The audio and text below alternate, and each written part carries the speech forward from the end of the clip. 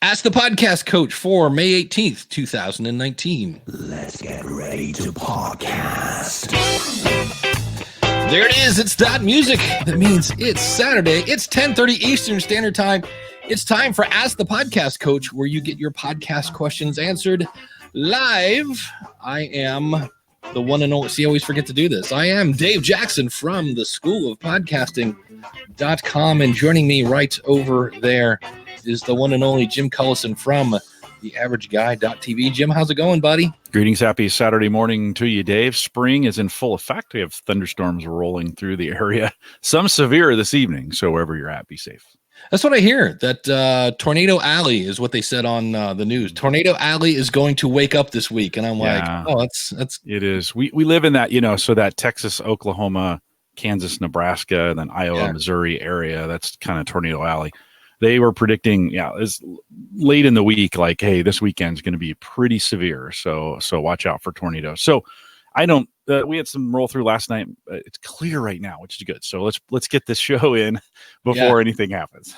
Well, that's me. It's like they said, and it's perfectly doing, like, the weather guy is perfectly accurate. They said, you're going to wake up tomorrow. It's going to look really awful. It's going to be raining and 50, and it was. And they said, and then it's going to get nice out. And as I record this, you can see where the left side of my face is very bright because I got a ton of sun coming in from this window. And I was like, well, there you go. So, if you want to jump in, we are live right now. AskThePodcastCoach.com/join. We'll bring you in. Or if you're listening on Spreaker, which is where we do the audio live, we are at AskThePodcastCoach.com/live. We do not pay attention to the Spreaker chat. And in case anybody is wondering, speaking of Spreaker, I have no details on the Rob Greenlee /Libsyn thing. Wow, that was amazing.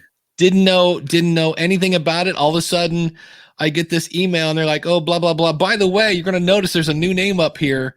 Don't say anything till Wednesday, but we would like to welcome Rob Greenlee to Libsyn. And I'm like, wow, okay. Wow. So I was listening to a Spreaker live show, and he announced it on the show, sort of in the beginning, and then but not really. No, but then he was like, "You'll hear more tomorrow." Yeah. So he'd said on Spreaker live show, this was the last show he was doing with Alex for Spreaker live show, but it said no reason why, and then had about a 15 or 20 minute kind of best of reel at the end, which was really interesting, and then. So the next morning I look on Facebook and it's him, saying that he's now a Libsyn employee. And I was like, oh, well, that's why. I guess we know why. Congratulations, Rob, on that move. That's an interesting move. I don't think we've seen among the big four a move like that of an employee of that stature kind of moving around. I don't think that's happened yet. Yeah. No, the closest one would be Jessica, but that's not, she keeps jumping from podcast marketing companies.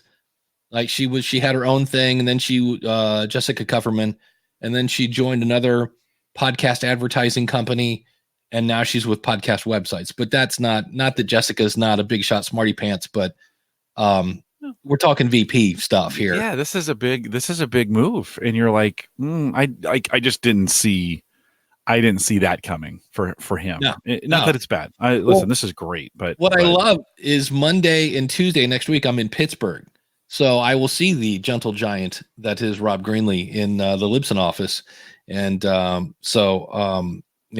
we do have a question in the chat room. Dave, I have a podcast on Podbean. Do you think it's worth to move to Libsyn? As he asked the Libsyn guy. If you're happy with your stats. How many you in too? Like if you're in a bunch and you've got people coming over to your site on Podbean, do you necessarily want to change that? If I guess there's a lot of questions other than just money. They're pretty comparable in price, right? Between the two, between Podbean and Libsyn. I think Podbean is like $12.99 or something. Yeah, it's like, and it always looks cheaper because it's like $9, and you're like asterisk if you buy it by the year. Yeah. And it's like $12 where Libsyn is like $15, I think. So $100 difference a year, I don't think is enough to mess with your feed. Yeah. It is for services though, like you mentioned, stats. Yeah. If you're Stats happy with their support, you know, I was, I don't know. I don't want to toot my own horn. I got a really nice email today from somebody that said, look, I've dealt with a lot of companies. You guys are insane. Yeah. Cause I was like literally making movies for the guy and showing him exactly what to do. And he goes, I came here blind. I can't believe this. And I was like, all right, this is why I do my job. So that was cool. I used Podbean as a free service for a while, and it's okay. I mean, I wouldn't compare it to the level you get with Blueberry, Libsyn, and Spreaker for sure. Those are real, and Podbean is too. But yeah, you guys, that's your bread and butter. You're a podcast company. You guys are set up to do it that way. Libsyn, and and Blueberry in particular are really nerds about podcasting. If you listen to any of the people that talk about it, that work for them, they're podcast nerds. I mean, you can hear them talk about this IAB, compliance thing, and you're like, I'm falling asleep trying to listen to it. But that's cool, right? They care about what they do. So if you go to podcastmediahosting.com, you'll see that. But speaking of that, I quit last year. Like every time a new media host came out, I would go make a podcast and test it.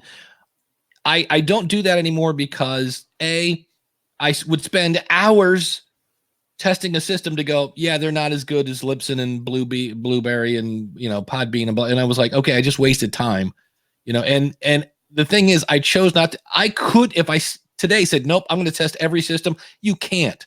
Every week there's a new system coming out. So, and I always wonder, like if a new car company came out, are you going to buy that car?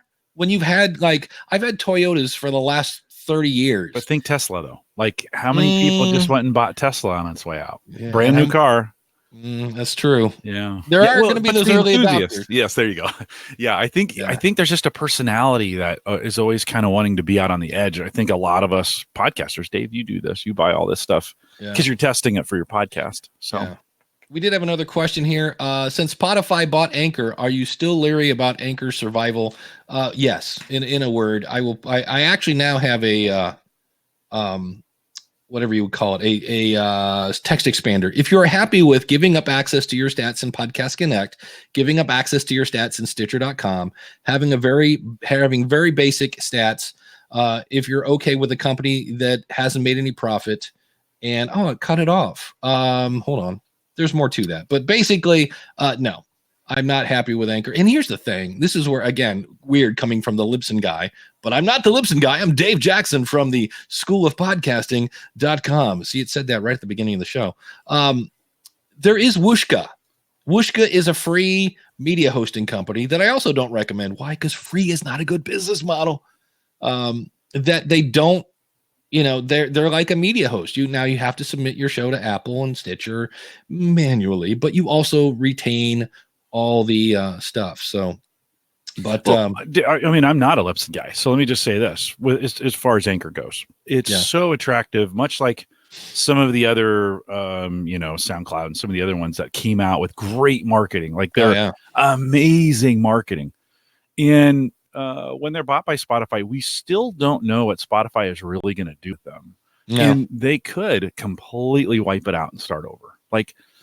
So anytime, you have a company that's been acquired, generally not the best time to jump on the bandwagon with a company like that. We could I would let the kind of the dust settle on that acquisition and kind of say, okay, Spotify, not really known as a podcast hosting company.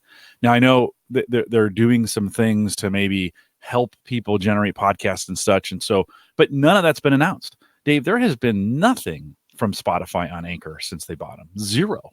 Zero. We know nothing. So if I was starting today and it was like, hey, what do you think? Well, if you're messing around, give Anchor a shot. It's free. You're in for nothing. You're out for nothing. You have no idea where that thing's going to go. If you're in it for the long haul, you're going to build a network. You're going to really create some podcasts. I do something different. And I'm not the Anchor basher that everybody else is. But it just right now, if you're asking me right now, and would I move to it? Not in a million years. Come on, let's let's call it what it is. Is it a bad service? No. Is it limited? Totally. Dave just read off all those things where it limits you. Is it free? If you've got to do it for free, well, that's what you're going to get. You're going to get that kind of quality. So that would be my non-Libsyn employee take on. Yeah, they do change the format of your file. They also stop you from receiving email. So the email in your feed goes to oblivion. They're not always forthcoming with their information, meaning, hey, we're going to submit this to Apple for you, is actually meaning, hey, we're going to take away your rights to Apple Stats. Now, if you're happy with all that, by all means, have fun creating your podcast. I just want you to go in with your eyes wide open. We did have a good question here, but we're all on the podcast media hosting. I love it. What's Libsyn's policy on Chartable? I see it requires your Libsyn login to track stats there.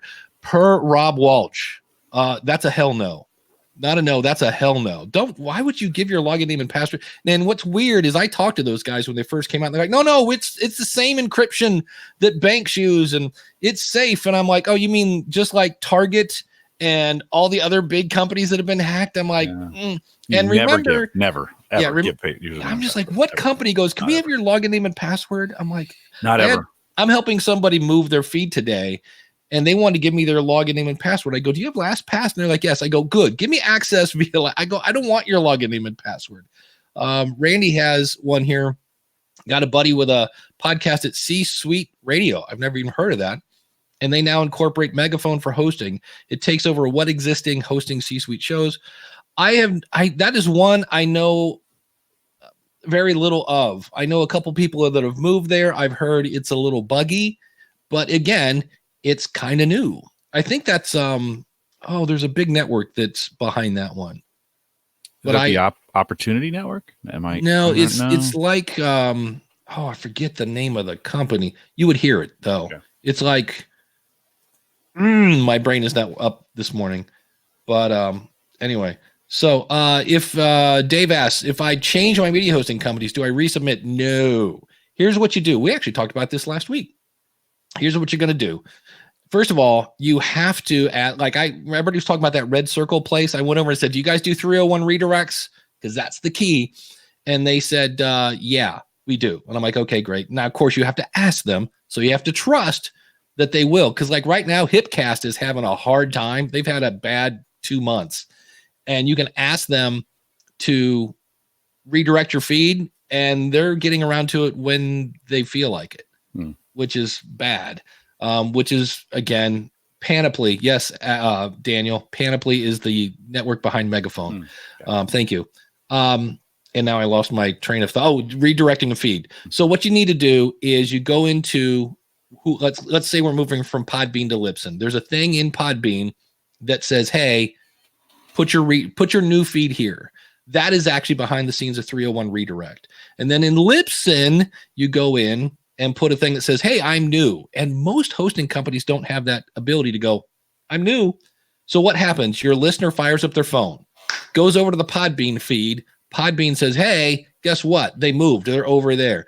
Your listener goes over to there, and in their app, it goes, oh, look, they're new. Boom. It updates that app to, in the future, just look at Libsyn. So I would say the 301 redirect is a little bit like a change of address. And that's why, like Hipcast, I have one guy that cannot get Hipcast to redirect his feed. I had another guy this week that was from Korea, and it was awful because I'm trying to help him get their support to redirect his feed. The whole website is in Korean. And I'm like, I can't even tell you, like, here, go to the support page because it's just hieroglyphics to me. But yeah, that's why that 301 redirect is so important, because if you don't get that redirect, because people go, oh, I just went into Apple and changed my feed there. That works from now going forward. So if somebody goes to Apple, subscribes to your show, hey, they're using your new feed. But without the redirect, that means there's no change of address. So that means when the listener goes up and it checks, we'll go back to Podbean. I'm not picking on Podbean, but let's say I was on Podbean and I fire up my app. There's no change of address. It's still looking at that feed. And now it's dead because it's been a month. And you never, you're at you're on Blueberry now.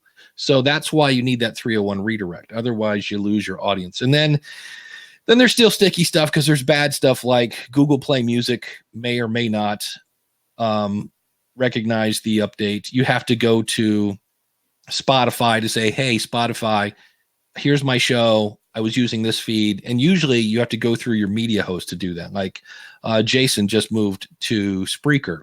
And so he was on Libsyn and he's got a deal there. And so I had to go to Spotify and say, hey, can you please update Jason's show on Spotify to use the new Spreaker feed?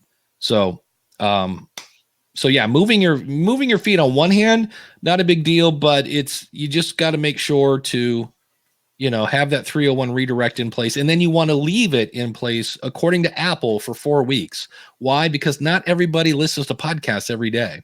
And so in theory, if you leave it there for 4 weeks, most of your audience should at least fire up their app, because all it has to do is refresh the app and boom, it updates. And anybody that hasn't listened to your show in a month is not a fan. So you may lose some people, but you think that's true? Is it 30 days? Do you think that's the cutoff for if they haven't listened in 30 days, they've dropped it? I think it's quicker, but that's because, again, like for me, I would say 2 weeks, but that's because I listen to podcasts every day. Right. Yeah. I don't think that's the average consumer though, Dave. I think they're way behind. I hear from my listeners all the time that are playing catch up to our stuff or to my stuff. And I don't know if 30, maybe 60 or 90. I don't know. I want to give more benefit of the doubt. Yeah. But to go back to this question, no. So you don't have to resubmit your show, because what happens is that change of address also updates Apple, which then updates Pocket Casts and Overcast and everything like that. So, and it usually takes about 24 to 48 hours for that to propagate across the internets. So, so it's one of those things. I want to make sure here. Do I initiate the 301 reader, or will a new media host do it? If you're on, it depends. Here's that lovely depends thing. If you're on Podbean, well, first of all, if you move to Libsyn, use the coupon code SOP free to get a free month. Got to get that in there. You can email us and say, hey, here's my RSS feed from Podbean. I would like to migrate to Libsyn. We will pull in all your information for you. If you're using WordPress, we might send you to a tutorial where you can actually install the Libsyn the Libsyn Publisher Hub, and it'll basically do the almost everything for you and put players on your website. That's pretty slick. But there's a thing I keep saying PowerPress in Podbean where you just put your Libsyn feed, but you do that after you've imported it. Because if you redirect it before you import it, when I go to import it, I'm trying to import myself, and you'll go blind doing that. So anyway, I love this show. This is one of my favorite things to do ever. This is so great. The chat room is on fire today. They are. Lots of new folks, it seems like, too. Yeah, the Starnes family. What do you think about podcasting with a lapel mic? I have a growing show because my content is unique, but when should I upgrade my mic? I'm approaching 1,000 listeners. Jim, I'll let you take this one. Yeah, I think if it sounds good, you can buy some lapel mics that are really awful. And so, it's all about sounding good and what's convenient. If you're doing video and you want to go lapel and it sounds good, that's what they do for TV. But you're paying for $1,000 lapel mics. Those are not cheap. The ones they use for television production, they are not cheap. So it all depends on how you feel about your sound. There's a lot of different ways to get good sound. I don't think there is I have to upgrade at a certain level idea unless you sound really terrible now. So if you got to 1,000 listeners and you sound good and you're happy with it, I don't think that the lapel is the next jump up. Mm-hmm. You can get some really good mics like this and spend $600 on them if you want to do it that way. I mean, if you want to spend a lot of money, there's ways to do it. I'm just not sure you have to. So the question I would say is, are you getting feedback that your audio is not good enough? And if you are, okay, then let's talk about what's your setup? What are you doing? What are you comfortable with? How much do you want to spend? If you're not getting that kind of feedback, stay with what you got. I've been podcasting for 10 years and using these ATR 2100s for 7 of them, maybe. And they just keep working. So why upgrade? I could go to a RE320 like you have. I could do a high LPR 40 if Dave is ready on the button. LPR 40. we could do that if we wanted to. I just haven't wanted to spend the extra $400 to make the upgrade. You know, that's the key. If I on my weight loss show, I say, if you're not hungry, food is not the answer.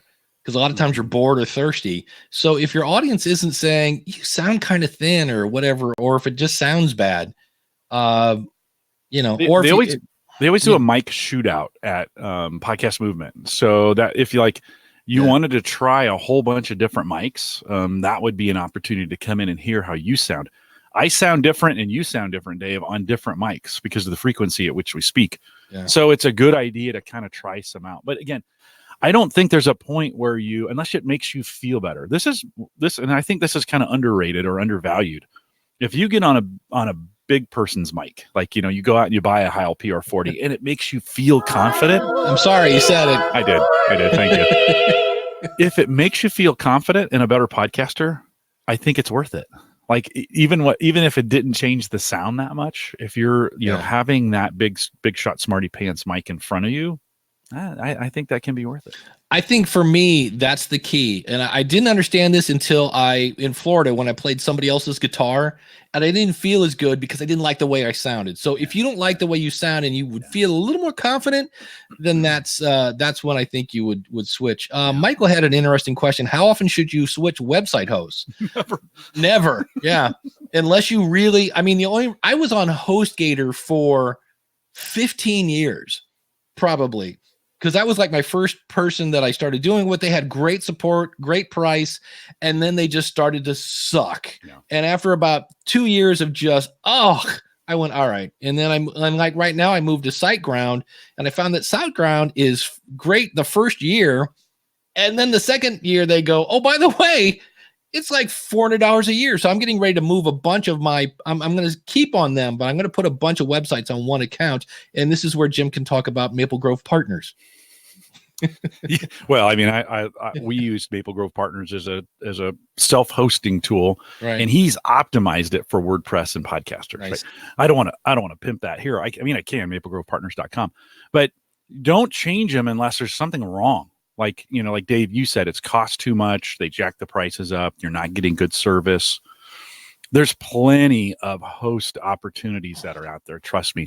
I think web hosting now has gotten to be, I mean, Christian over at Maple Grove, he charges $10 a month. Like, I think it's a commodity at this point for the most part, right? It's everywhere you go, you should be paying somewhere from $10 to $15 a month to get pretty good web service. If you're not, then maybe it's time to change. But I don't think it's one of those kinds of things. It's gotten such a utility. I don't think it's gotten to the point where you should be flip-flopping. It's kind of hard to, like, you're going to do some work to move your stuff, right, Dave? Yeah. Yeah. It's one of those things. It's even with something like managed WP, it's still weird. And that means typically your website's going to be down for a day or two as things again propagate. So, before you ask that, I mean, Daniel says in the chat room who's about to migrate to Flywheel. Their performance is fantastic. Now, so Flywheel's an Omaha company, which is super cool. I know those guys over there at Flywheel. Nice. They are growing like crazy. They're moving into a new building. They do some incredible stuff. They also are WordPress optimized, which means that's almost all they do is WordPress. They know it in and out. They have amazing hardware. They're doing some great stuff with the cloud. It's $100 a month. Like, this is enterprise grade. Yeah. Like they're really designed for people who are making money, right? And you got to spend money to make money sometimes. Yeah. And they have some great stuff. So sorry about that. Go ahead with the question. Oh, that's all right. Another question here says, I'm a 99% newbie on podcasting. Do you have any materials or courses for newbies? Any sites with tutorials? I would stay away, and this, I love Pat Flynn to death. Be very, very careful. He has a tutorial on YouTube that has really, really bad advice. So if you're watching Pat Flynn, he starts mentioning FeedBurner, run, do not walk away from that. You can go to schoolofpodcasting.com/baby steps. And I send you a video a day that talks about what do I need? What's this? What is an RSS feed? It kind of walks you through some of the real basic stuff. And then there's also this thing called, I hear about it all the time. Oh, that's right. The schoolofpodcasting.com, where you can use the coupon code listener and save 20% off. So that's super worth it, Dave. I listen to everything you do. Besides doing this on Saturday mornings with you, I listen to School Podcasting every single week. and I hear the feedback that I get from the folks that work with you.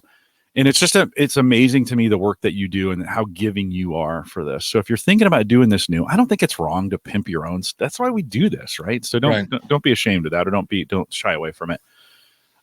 Check Dave's stuff out. He's got a lot of stuff to get started. Not only back episodes of this show, but back episodes of School of Podcasting and some back episodes of Podcasters Roundtable, which it's got some great info on it as well. Yeah, that's the roundtable is always a lot of fun. You know, the show I've been listening to lately, here's the thing I love about it. And this is one of those things where Dave in the future is going to repeat this on the School of Podcasting, because I'm nibbling at this idea, but it's something I noticed because I read this book called Primal Branding, and he talks about one of the keys of a brand or a community. And this, once you read it, you kind of go, well, duh, but communities / brands share a belief. And I went, that's, and so to do that, so like, but let me get to my main point. Bandrew over at Podcastage does Bandrew Says. I love this show because it's news about YouTube and podcasting and the internet.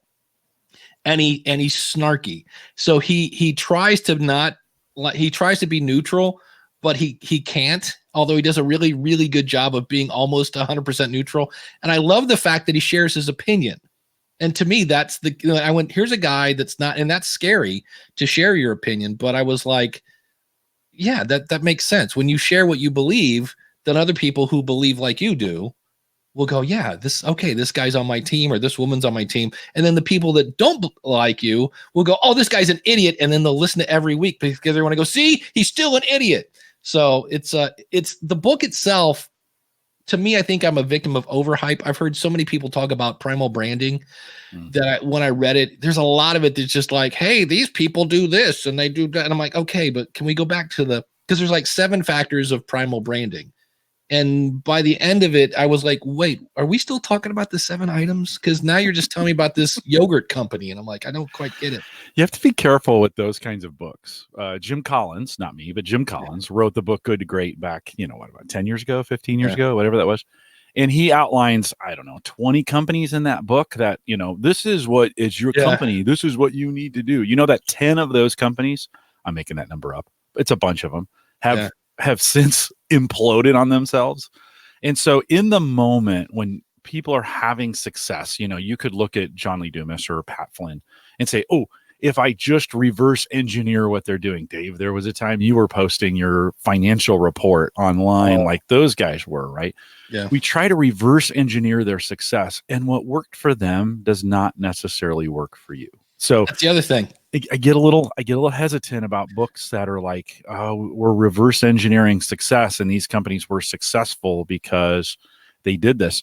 Apple was not successful the first go around, right? And they had to get bailed out by Microsoft.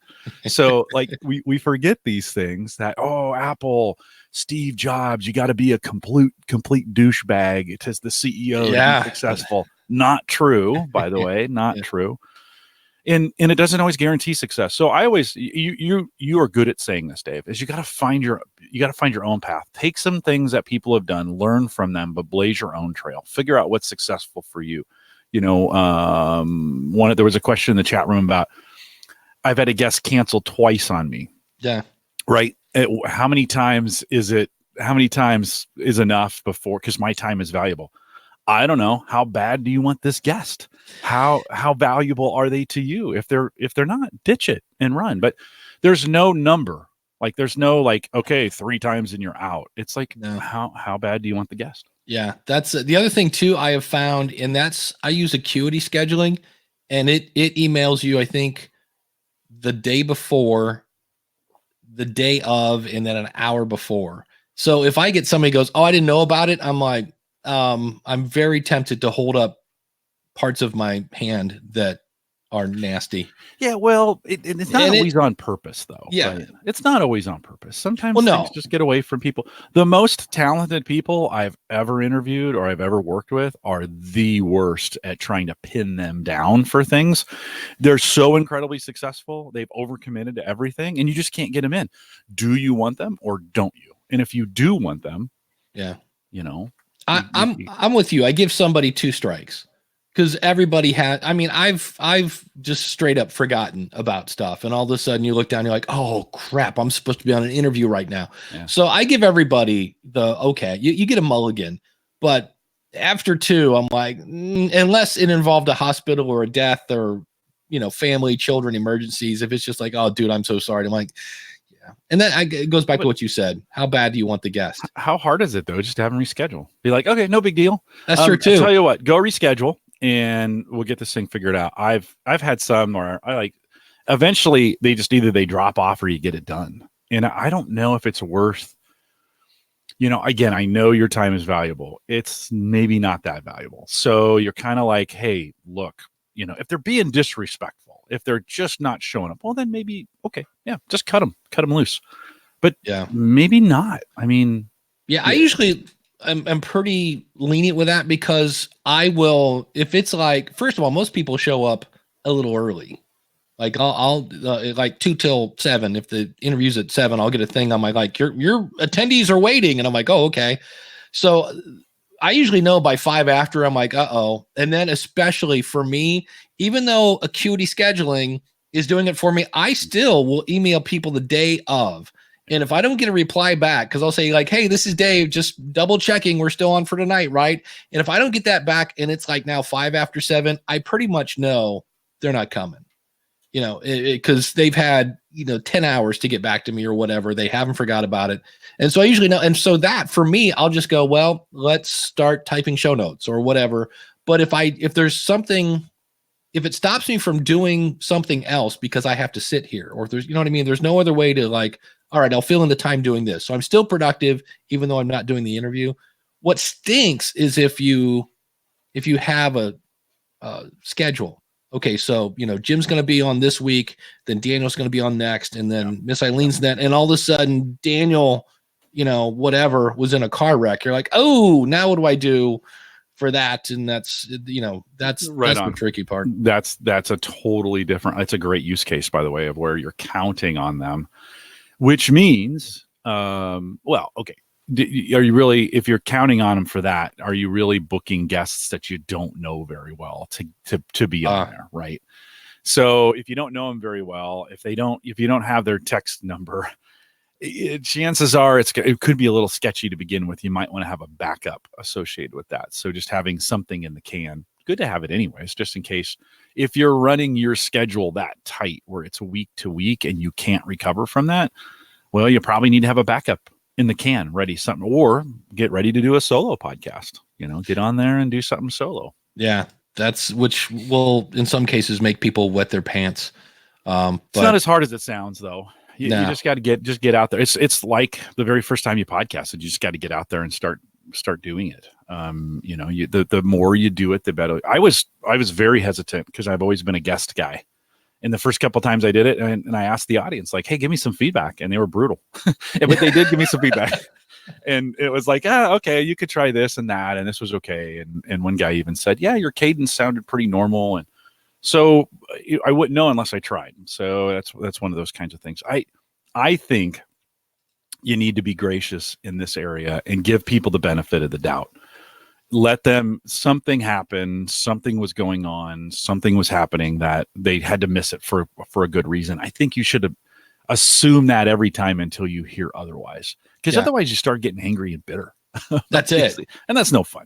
That's just no fun. You know who I'm never angry or bitter at? Maybe our awesome subscribers. Our awesome supporters. Yeah. If you go to askthepodcastcoach.com/awesome, you can be the teacher's pet. I really need to promote this, but this is where you get a monthly meeting with me at a deeply discounted rate. So if you're looking for like a mentorship where you meet with me once a month, plus we also have the There's once a month now where we get together and do just, it's kind of like Ask the Podcast Coach, except it's private. But these are the people that give us $20 a week. Awesome people like Greg over at debtshepherd.com. Glenn the Geek Hebert over at horseradionetwork.com. I saw this morning on Facebook Live. He was doing someplace. He's like combined with another podcaster doing live stuff, and they're driving all around Florida, having a great time. Josh Rivers over at podcastingexperiments.com. Max Trescott up in the air at aviationnewstalk.com. Shane from spybrary.com. Carrie Bond over at keywestperspective.com/podcast, and also live in the chat room as we speak.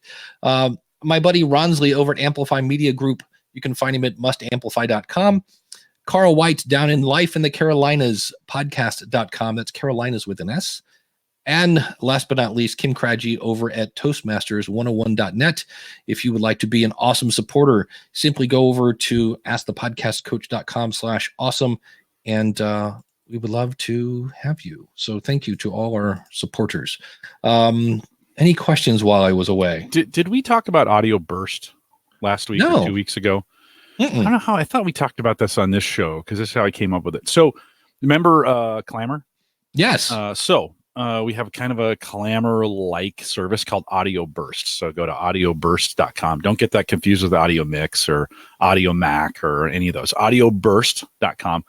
And a kind of a new service. The company has been around for a couple years, but they are kind of launching the service where you can tie in your RSS feed to them.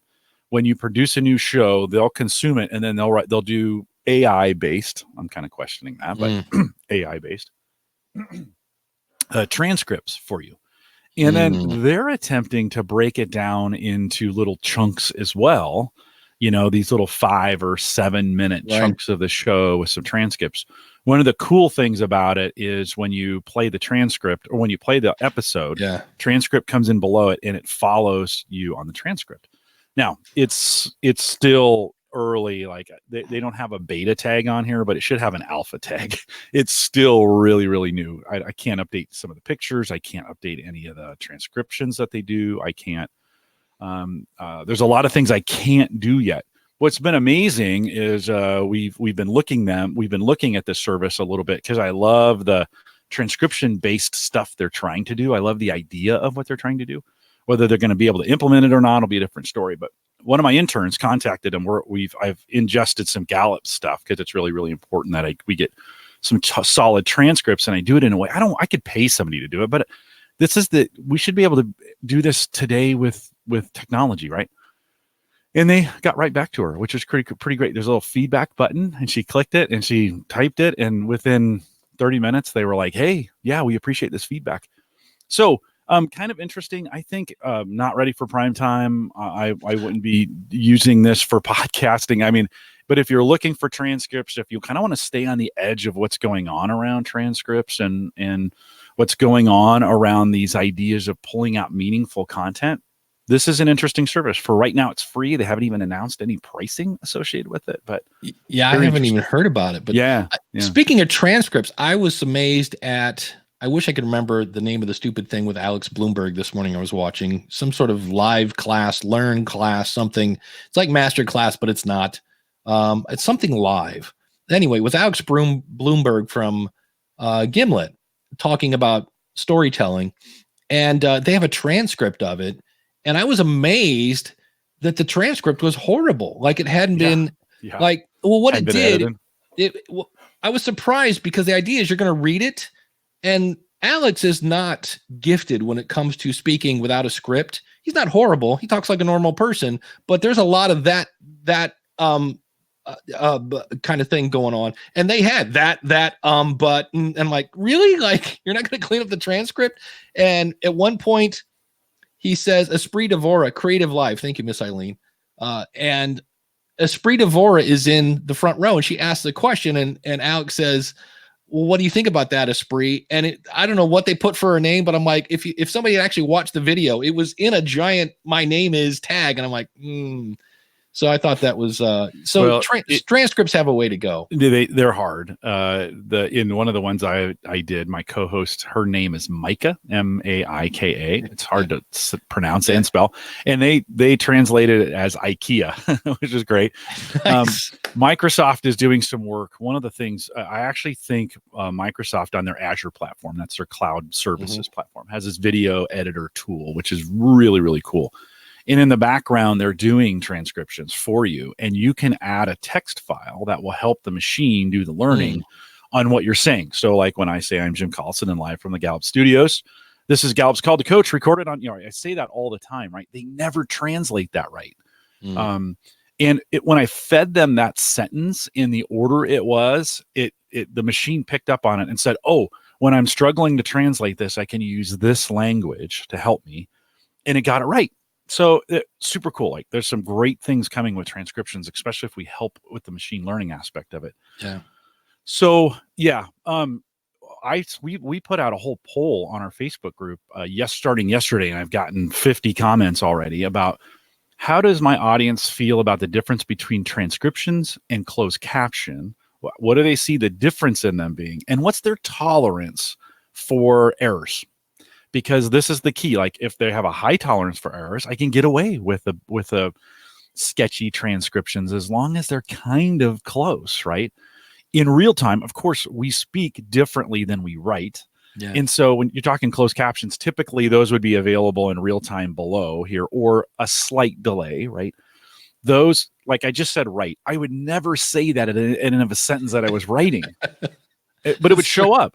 Yeah. Do we want to include that in the transcription or not?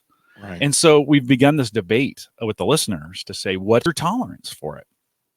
I think this is the wild, wild west on podcasting right now, because once somebody gets this figured out and they figure out how to crawl that and how they get to it and index it, it's going to make finding things within audio a whole lot easier. By the way, Google's working on this on the backside. They're not releasing anything that they're doing. Right. They're working on it on their own to be able to index this so they can sell you things through the audio. Don't think that's not coming.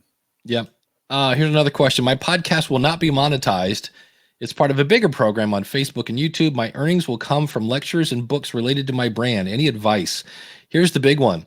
If you don't let your audience know you have books and you're a speaker, I hear we've had people on the podcast review show, and on that show, we ask, like, what is the goal of the podcast? And somebody will say, I want to get speaking gigs. Never anywhere in the episode do they say, oh, by the way, I'm available for speaking. And you don't have to make it a giant commercial. You could say, like, I was speaking to a bunch of high schoolers last week in Idaho, and one of them came up and asked this question. Okay, now that's all you have to do. Now people know you speak. So yeah, I'm amazed. I see it a lot where people go, oh, I want my podcast to do this. And you listen to it, you're like, how am I supposed to get that from your content? Any other ideas, Jim? Yeah, well, I mean, I just think you've got to continue to always be thinking in the eyes of your listeners. What are they expecting? What do you think? Because we get kind of wrapped up in our own stuff and we kind of lose sight of that. You always have to kind of be thinking, what are they hearing? What do you think they're thinking? What do you think? It's like, somebody had said in the chat room just a few minutes ago, we were back to that conversation about being late. I think Carrie had said, like, I hate it when people are late to my meetings. Like, I don't tolerate, that's not what she said, but I don't tolerate that at all. And just the other day I was at work and a gal came by who had completely missed a meeting that I had put on. And then she came in, I saw a couple hours later, and she came by and she says, oh, hey, I just witnessed this terrible accident this morning on my way in where a guy flew in front of me and hit the median. And and you're like, so you don't necessarily know what's going on in people's lives when these things are happening. Likely you don't know what's going on when you get that email from a listener that's a little angry with you, like maybe, or you read it angry. Like, you got to try, and I'm terrible at this. This is so physician heal thyself. You have to kind of take it. I think you got to take these things a little more positive to start with, or assume positive, or assume something was happening in their life that they didn't have any control over. Yeah. Anytime I get a troll, that's one of your, like, when you're like, you're just ready to, like, well, I'll tell you. And I'm like, hold on.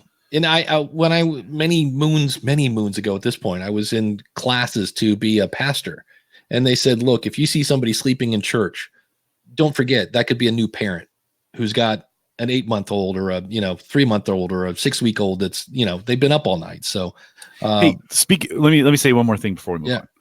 Been trying this new thing, this new revolutionary, read it in a book. I've heard about it before, this new idea of actually sleeping. So what? Yeah, I know.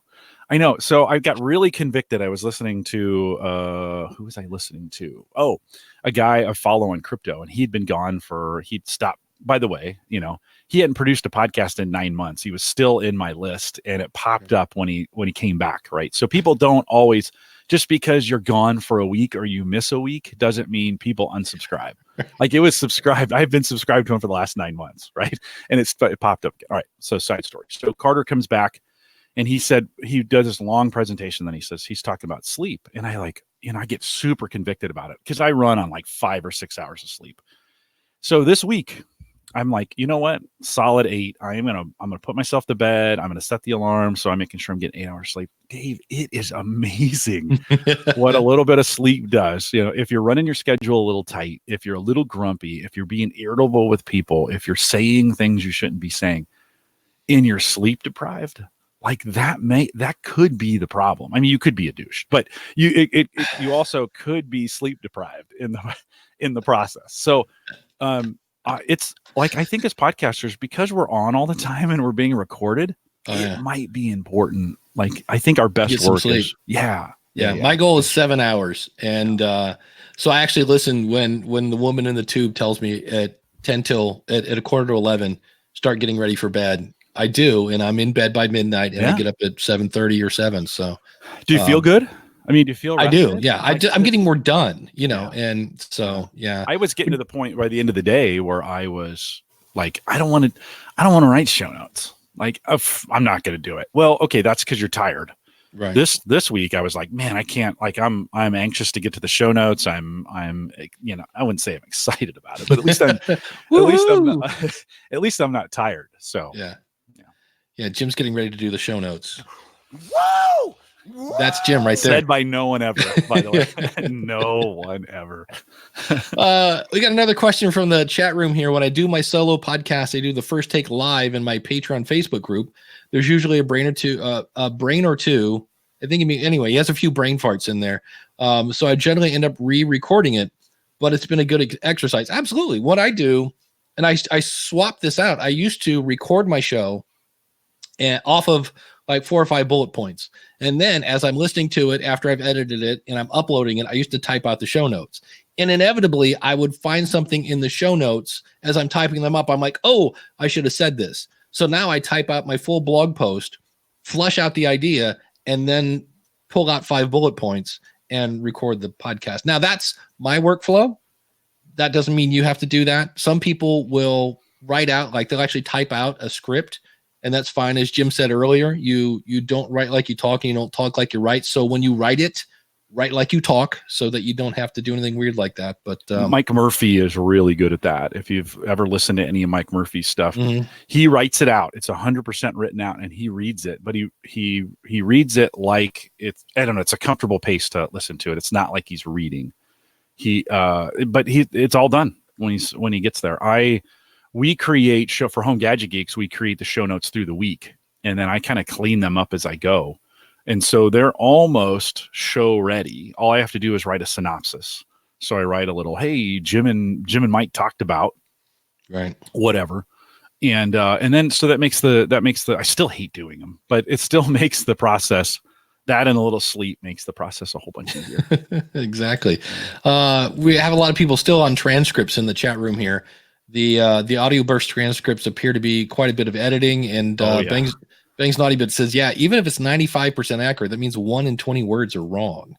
And yeah, I have yet, unless the only one I've come close, and it's like $1 or something a minute, is Rev, because there's an actual person typing it up. Any kind of AI, whether it's otter.ai or Temi or all those things, it's, and then Bang says transcription makes it easy to do the bad things to podcast. Wait, I don't understand that. I don't know. I think he's saying it's, I think it was Daniel said transcriptions are the lazy podcaster's way of doing show notes. And I'm well, like, if it's only transcriptions, that I think that can be true. There has been some discussion about, taking the audio transcriptions from a mediocre service and making them a part of your show notes helps Google, like at the end, helps the Google engine kind of crawl those for keywords. I don't think that's true now, because I think Google is looking for more natural sentences that actually make sense and not just a whole bunch of words. If the transcription's really bad and you're having trouble reading it, chances the crawler won't understand it either. And you could even get penalized if it's because they're looking for keyword stuffing on your page.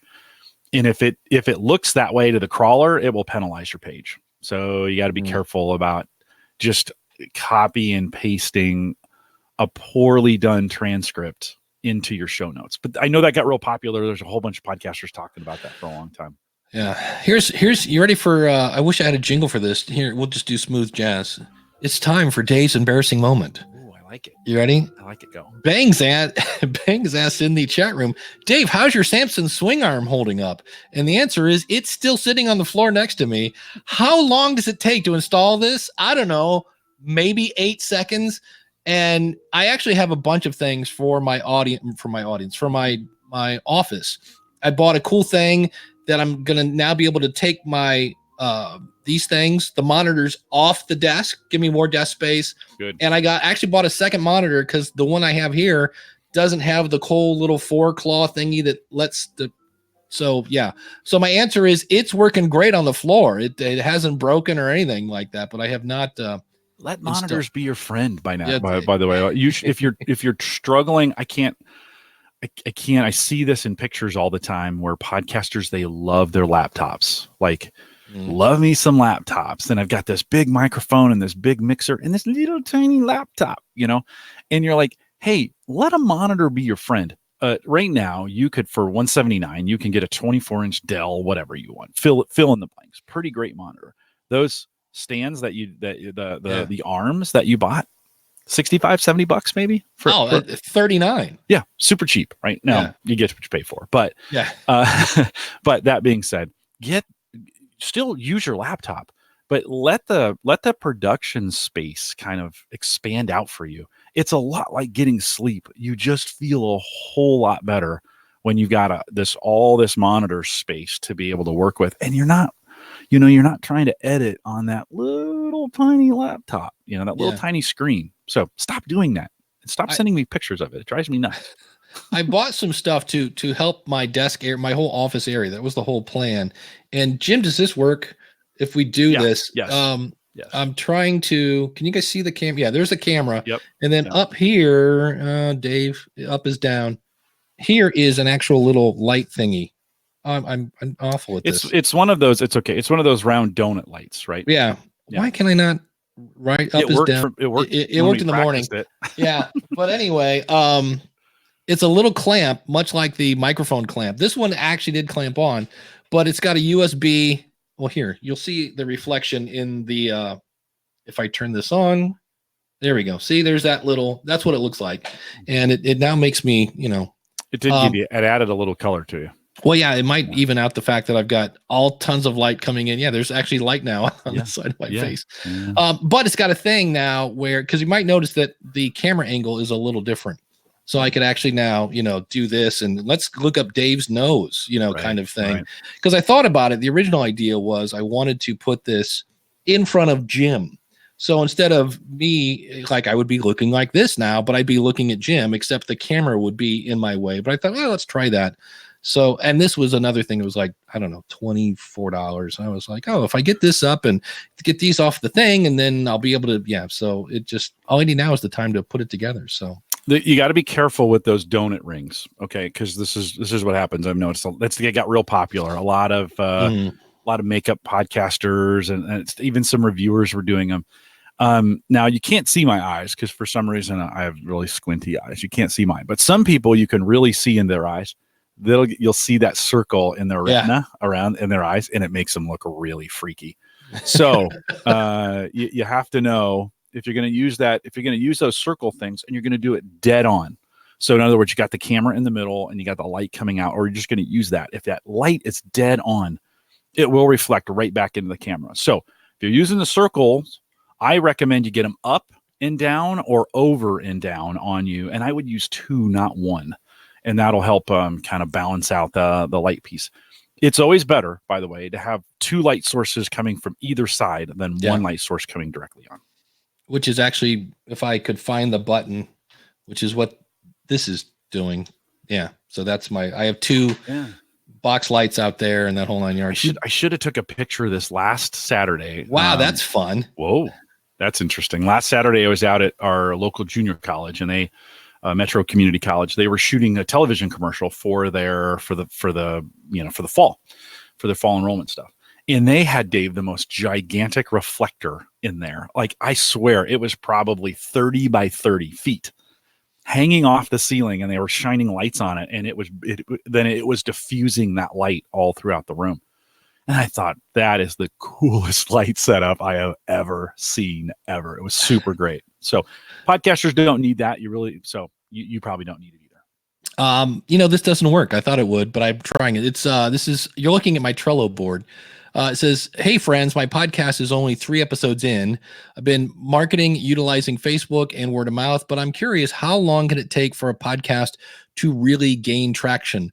I understand it all depends on content and quality, and if we're giving our listeners what they want, I guess I'm just worried my baby project flopping." And this is from Erica out in a Facebook that I can't remember which Facebook group it was, but so I don't know. When I read that, I was kind of like somewhat worried because they're 3 episodes in and they're already kind of worried about flopping. And I was like, I guess it depends on going back to why are you doing your podcast? And if it's to have fun, are you having fun? Yes. Well, then congratulations. Your podcast is a success. I don't know. I get so worried. I fell into this trap this week of comparing myself to others. But it wasn't in podcasting. I had somebody at Libsyn. In fact, here. And now it's time for a power rant.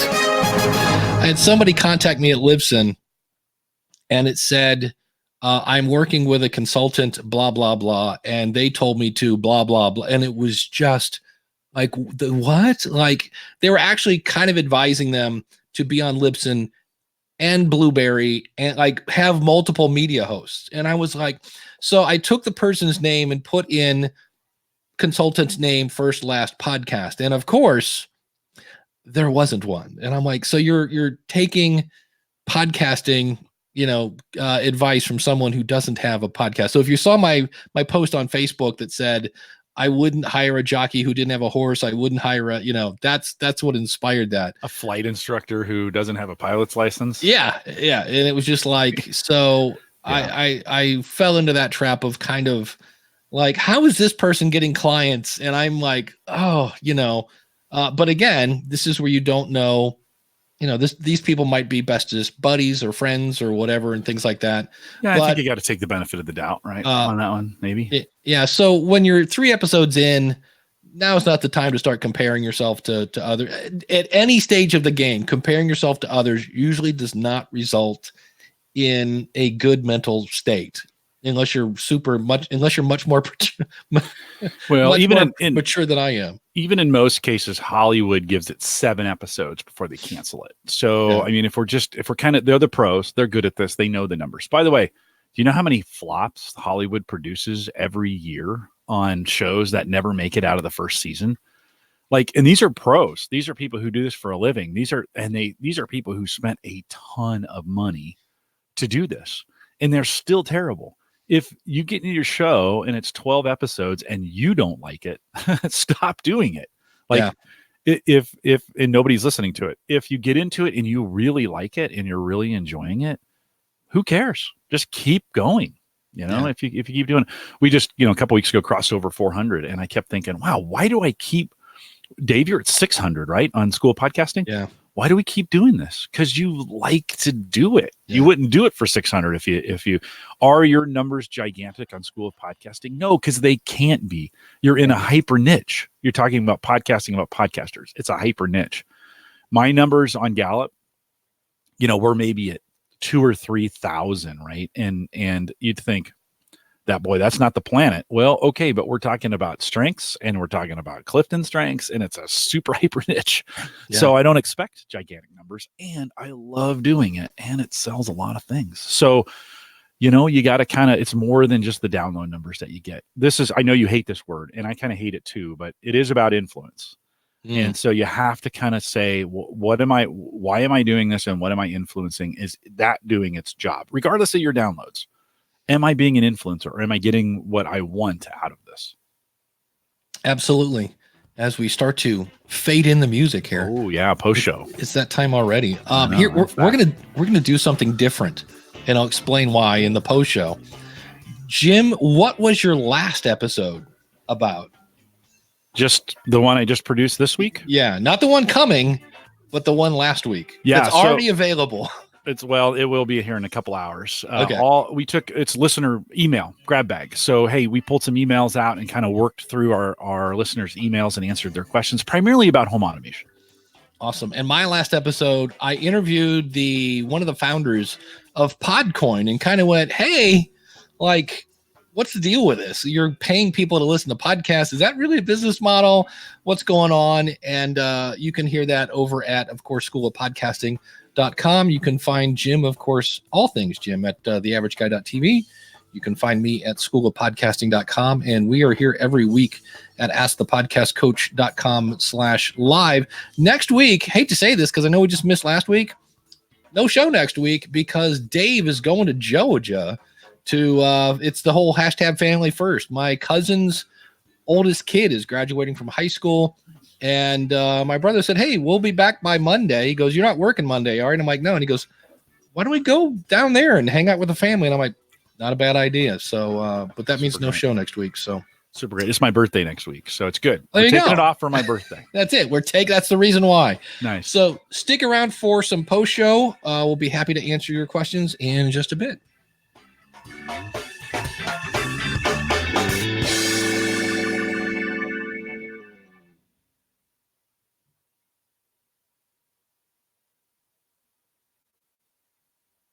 See, I have a timer now, so I can look in the upper left-hand corner. Nice. Now, the reason I'm doing that is, and this is where for people who are just listening to the post show, doing what? Thank you. So why did I have Jim and I say, what are episodes that are already out? Because if I say what's coming out Monday and you listen to, and Dave doesn't put this out on Saturday, then it's weird because let's see, what's the issue here? If I put it out on Saturday, I say what's coming out on Monday. Well, if it doesn't come out till the following Saturday, then it's actually, it's this weird time travel, kind of thing. And I just went, what we should do? So it always works is say, what was your last episode about? Mm-hmm. And that way, no matter when I put this out, because here's the thing, I think over the summer, I'm going to start, we might have a week thing here where like this episode, like maybe the Patreon people will get the video, but editing this takes about 3 hours by the time because here's the thing, I'm making 2 podcasts. Mm-hmm. I'm doing the public version and I'm doing the Patreon version. I know it doesn't sound like it's much, and I'm wondering about the show notes. I put timestamps on like every time we change a question. So it requires me to do this. So what I might do, ask the audience. I don't know. Ask the folks in the chat room. Who in the chat room today has actually ever used a timestamp that Dave has put in out there? Just throw it in the chat while we continue to talk. Yeah, because I'm always tempted just to write down. Like I could say today, we talked about switching media hosts. We talked about getting enough sleep. We talked about Audioburst. Listen and enjoy. Blah blah blah. Because I actually thought about it. This is a show that, aside from getting out and weird stuff like that, I don't really do much editing. I just do. You really take the ums out of this thing? No. Okay, good. I used to. Yeah. And that was the first thing. But I do go through and do timestamps and things like that. And I just thought about this. I'm like, this is probably something I could farm out. And if I wanted to de-um it, I think I've always kind of said it's I I don't, because I watch the whole show. Okay, maybe. Yeah. See, But this isn't a skewed audience too. So this is not. They're here live, so they don't really care. Yeah. So it's probably not a good example. Well, the other thing that if I could do it again, I would do differently is I had somebody ask me at the beginning, can you make the Patreon version the whole show, meaning the public version and that? And what I should have said is no. Subscribe to Ask the Podcast Coach and then subscribe to the Patreon version. You can get the whole thing that way. That way, if they unsubscribe from they stop being a patron, they're still subscribed to Ask the Podcast Coach. Now, if they unsubscribe from the patron, they have to take steps to go back and subscribe to the free version. I'm like, I should have vice versa that. So, but anyway, I was getting some good feedback on that. I don't think many people use the timestamps. Right. We've been in the Gallup community. We've been talking about this for about a year, just trying to get the feel. What do they use? What don't they use? And the timestamps are a super tight niche. Like there's very few people who will actually use them, but man, when they do, they are super helpful. Yeah. So it's we don't do 100% of it. We do 3 or 4 snippets in our show notes now for an hour-long show. 4 sections. It's not every transition. It's not everything, but it's covering some. It takes a guy about an hour to do that, to find those and type them up and put them. I have a writer who's really good at this. So is it worth it? The audience says yes. So we continue to do it. Dave, that's where you got the value proposition. Like, I know it's helpful for people, but man, there's only so many hours in the day and you're a one-man band. Well, not only that, but the thing that the biggest problem is I have Saturday and Sunday is really my only day. If I want to do something extended, like, I don't know, go ride my bike or something like that. And I just thought it's summer. This is where I should be outside doing other things that I can't do in the winter and things like that. And I'm like, but instead I'm sitting here and I'm here till like 4 or 5 o'clock working on this show when it finally goes out. And I'm like, if it was a week behind, I could either A, give it to somebody else, or B, edit it on Monday and then put it out or whatever, and I just thought, I'm like, but it was kind of like somebody said, why don't you put this out on Saturday? Because you guys always say coming out on Monday, and then it doesn't make any sense. And I'm like, well, how about if we just change that and say, this is what we just did. Now it doesn't matter when it comes out. Yeah, no, right on. I've always done the shows that I just did. So no matter when they come out, unless you went to the averageguy.tv right now, it's not posted. I just got the Auphonic notification. Oh, I was going to bring that up. Maybe we can talk about that. I just got the Auphonic notification that it was done. And so I'm like, oh, okay. I ran out of, can I switch gears? Oh yeah, go ahead. Is that okay? I ran out of hours on Auphonic. So I think I get 11 hours a month that I buy. And this month I had a lot of episodes and I had 54 minutes left and I had a 90-minute episode that I needed to process. So that wasn't going to work. And it's okay. I could buy credits, but the credit, the monthly changeover was this morning. So I'm like, well, I'll just wait. It doesn't have to go out. I could have got the podcast out this morning, first thing before the show. But although I was sleeping because we talked about that in the other show. So my question is, so I had to wait. So I had this, as I was waiting, I was thinking about Auphonic. Better to use the online server version of it where I upload, I wait. It takes forever to upload, by the way. Their servers, I think, are kind of slow. Yeah. Now, great product. I get the most up-to-date stuff. I don't have to worry about software on my desktop. Boom, I can upload it. I buy credits to do it that way. So every month I buy 11 hours. I think it's 11 hours. Well, here, I can look right now. Let's see, because it just switched over. Or do I buy the desktop? Yeah, it's 11 hours, or it's 9 hours. Or do I buy the desktop version, Dave, which is 100 and some change maybe, but unlimited use. It's always running locally. What do you think is better? I use the desktop version. Yeah, I know you do. Because all the stuff that the online version does, where it automatically posts and adds the intro and the outro, and I don't use any of that. I don't use any of that. And I'm like, so yeah. And so because I have so many shows, I was like, this is, it's just a no-brainer. And I pretty much run everything through it.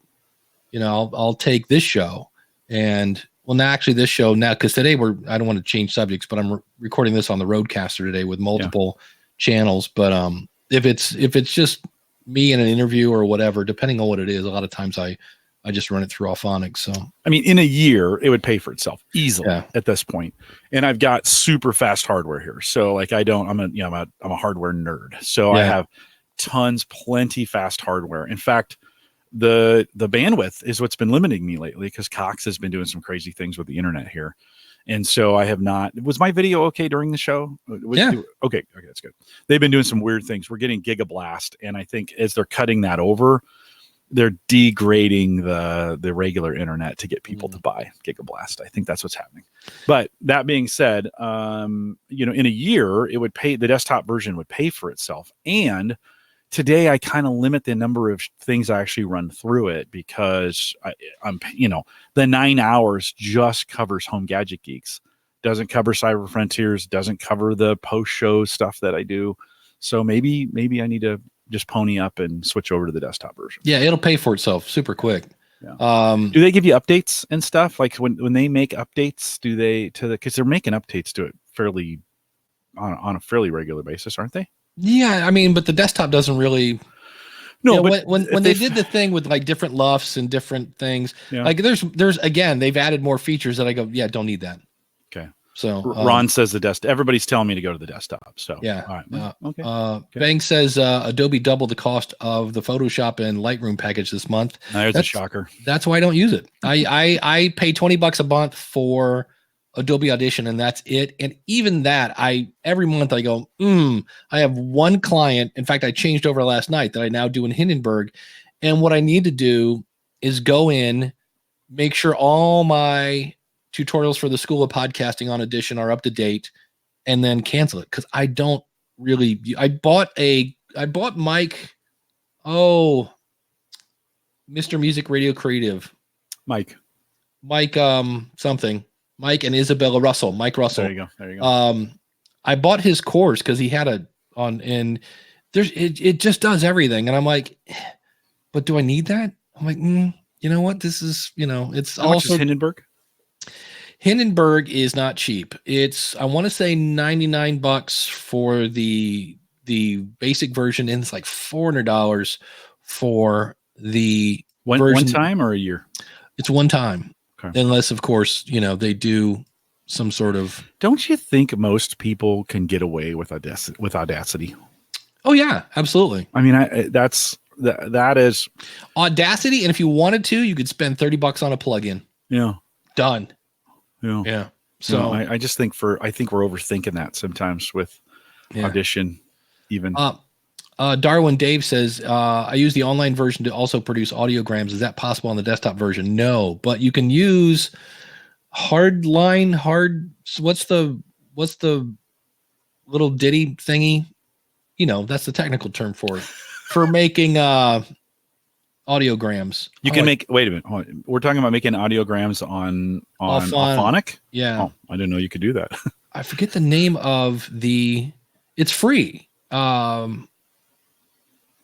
It's going to drive me nuts. My brain is not working this morning. It's okay. I think I know what you're talking about. But if I type in free audiogram, I'm sure it'll come up. pop But there's up. a tool because it's something with an H.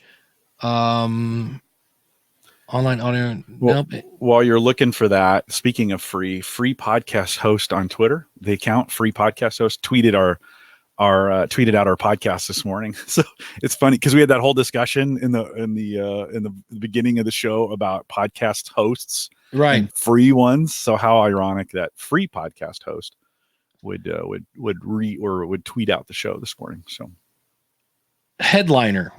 I knew it started with an Okay. H. Is a free tool, and I am noticing now that there are companies that are starting to tie in. Like I think Pinecast has it to where you can pay like $1 and it will tap into Headliner. And I'm like, it really doesn't take much to do that. Or if you're on Overcast, when I look at Overcast, their little thing that lets you make snippets, besides the fact that it doesn't have the little squiggly line, is so easy to use. And I'm like, why couldn't Clamor do this? Because it's super. Well, Bangs also mentions that Auphonic transcriptions are also available online only, which you tie into one of the options. I think there's two. One of the options is to tie into the Google services for that transcription service, and you send it over, and it takes extra processing to get it done, but that's available, the online version. I don't use it. I did for a while. I took that advice and I was stuffing my WordPress, the mystery is posts. solved. Yeah. Oh, nice. I like it. Thank you, So Miss is that Amy. ironic or is that was that sarcastic? Anyways, She's letting people know. I Well, like she's got it. her. Thanks, She's got her. thanks, Eileen. So I've always wondered because I had a course on Udemy about how to podcast for free, and I couldn't get anybody to buy it because, well, they're looking to spend nothing. And I know she has a course on how to use Anchor, and I always wonder. I'm like, does that are you getting Because I couldn't get anybody to do it. So, yeah. Bang says Hindenburg has a monthly or yearly rent to own if you want Pro. I did not know that. That's interesting. The Pro version has a cool. They have their noise reduction, which is cool, and you can record Skype. And there's a thing that I never used that if I wanted to, I could make a profile of my voice, and then in theory, I could use whatever mic I want, and it would make me sound consistent. But that's boring. Who wants to sound consistent? So, but yeah, I've actually now stop using Skype. People use Zoom. It's so much better. It's so much easier.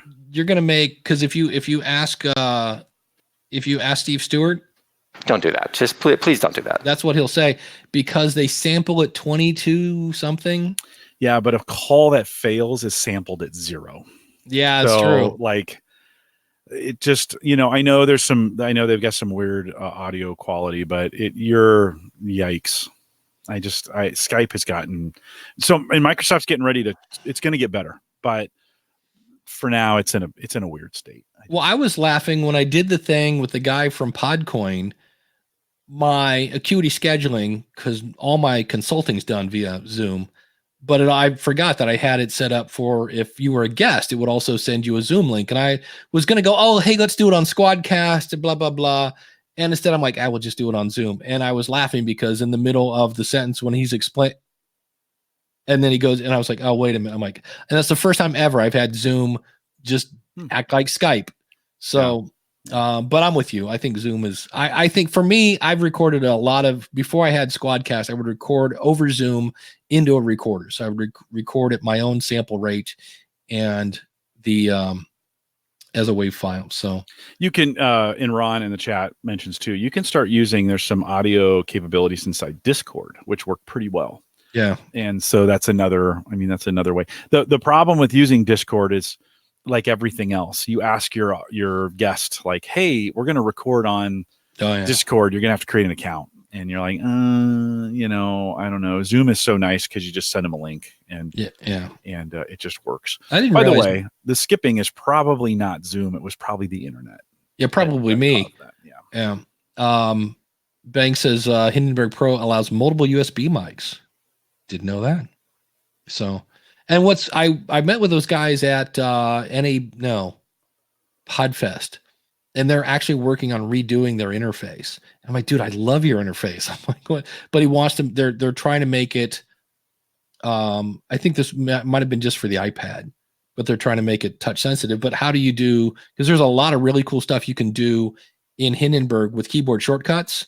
How do you do keyboard shortcuts on an iPad?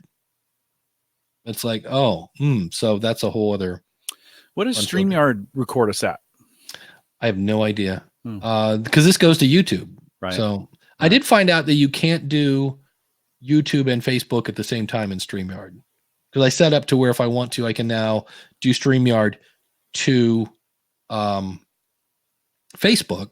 Like I can go right to my private Facebook group, which I might do in the future. But I was like, but I was talking to Troy Heinrichs and he used streams something stream.io. I'd have to check my phone.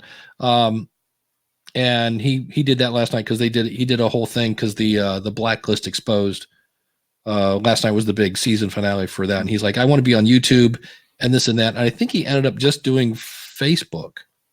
I thought about that. Should we still use StreamYard, but should we try, instead of streaming 1 week to YouTube, should we try streaming to Facebook just to see?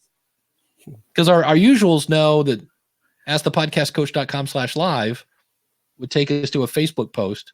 would we get more people at Facebook than we would going to YouTube? I don't think in 1 week you gather people that way. I think that's one of those kinds of things that people get used to as, I don't, well, That's me, it. I'm not a big Facebook Live fan. I think that's Yeah. I think it's kind of a sham. That's what I was trying to think of. Restream.io. Yeah. Because he was trying to do multiple things and I said, dude, I'm way too ADD with one chat room. I can't imagine having multiple ones. Speaking of that, crap, never mind. I found a new product whose name is escaping me right now, where you can have multiple, you can have like Slack and Gmail and multiple Gmail accounts, all under one thing, Shift. Here we go. But it's not cheap. It's not, there is a free version, but the free version, when you send email, says sent via Shift. And I'm like, no, I'm not promoting you in my email. And then especially if you're paying for it. Yeah, the non-free version. Well, that's the free version. Oh, gotcha. And then it looks interesting because it according to this, your Google Calendar, Gmail, Dropbox, everything you can. I don't see Slack in there though. Interesting. I'm trying to find their pricing, but add all your favorite tools and where is their pricing? Here we go. I guess I could have done this, Dave, but it was interesting. At least I was like, well, it's one of those things. It reminds me back when there was like, my brain is just not here today.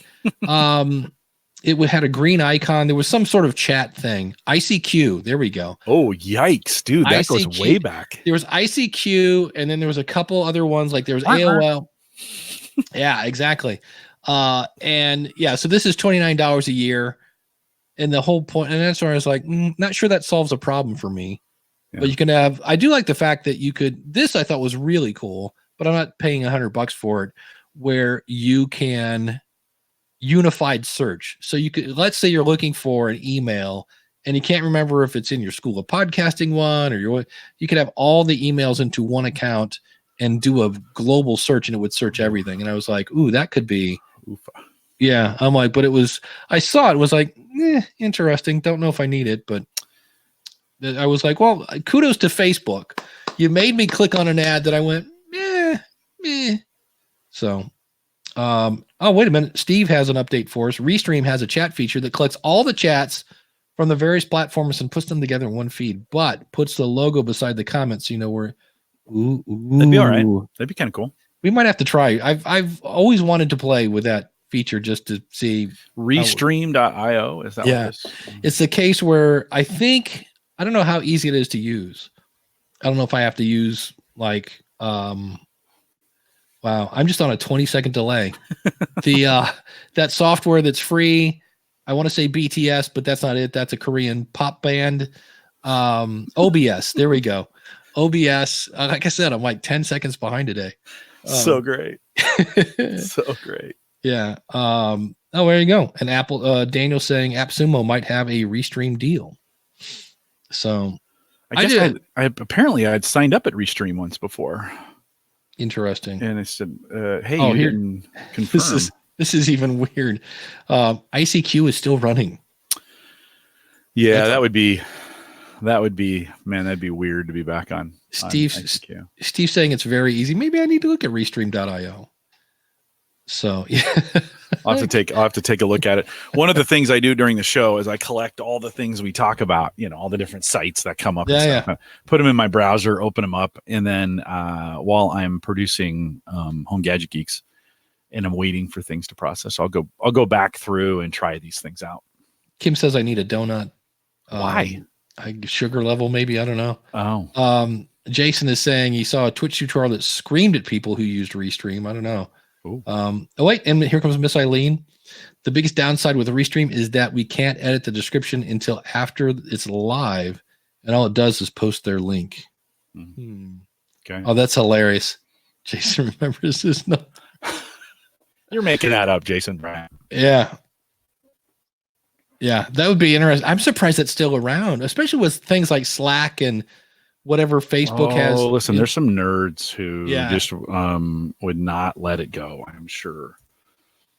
Probably Leo's Laporte is probably still using. No, he uses another. I think he uses another one, but ICQ for Windows. There it is. Get ICQ for PC. How old is that software got to be? Yikes. Yeah, that's. Yeah, I'm going to say that's one I almost want to install just for giggles. I'm sure in LastPass I probably have my login name and password for ICQ. So 98, I was working at 1998. I was back working for a computer store, and I sold this computer to this older lady. Right. Joan was her name. And I helped her set it up, and I got her on ICQ, changed her life. Like because she was kind of restricted to her home, couldn't get out a lot. I mean, she didn't know a lot of people. And I kind of introduced her to the world of ICQ. Oh my gosh. She met all kinds of new friends, and then she was starting to travel to meet people. She was like, this changed my world. Like I now have a whole new group of friends. And so I'd go over there to help her. Things stopped working. So I'd pop by to say hi and see how things were going. And yeah. You know. Yeah, your video is going wonky on us, just for the record. I don't know what's going on. Just right now, or was it? Yeah, was it right now? A little bit. Right now, you're a little pixelated. Oh, I met a lot of people that were involved with like the fashion world on ICQ because they were always asking me about my clothes. Like, what are you wearing right now? And I'm like, wait, what? Nobody gets that. Okay. You don't remember, like, what are you wearing right now? Well, I remember that being kind of a joke. Yeah. Sweatpants. Oh, great. Easy. Tell me what you're wearing. Yes. Tell me what you're wearing. And I'm like, I like that commercial where the guy's on the phone talking to his insurance company, and the wife goes, who are you talking to? Okay, Ray at State Farm or whatever it was. Yeah. What are you wearing? Khaki pants.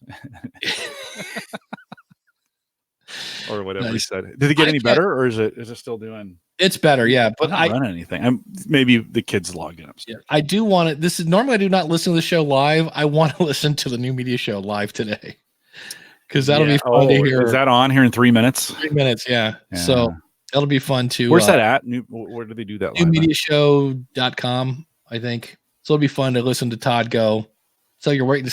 Like, congratulations, Todd. Come on, do the Todd Cochran. I want to hear it. So you're working for Libsyn now, huh? Okay, great. All right. Oh, he laughs a lot. Todd laughs at himself a lot. I wish I need to. The next time he laughs, because he has that whole like, it's almost like a giggle. Yeah. So yes, Jake at State Farm. Awesome. So Jake at State Farm. That's what it was. Todd's setting up right now. Oh, that's right. That's right. He's moving.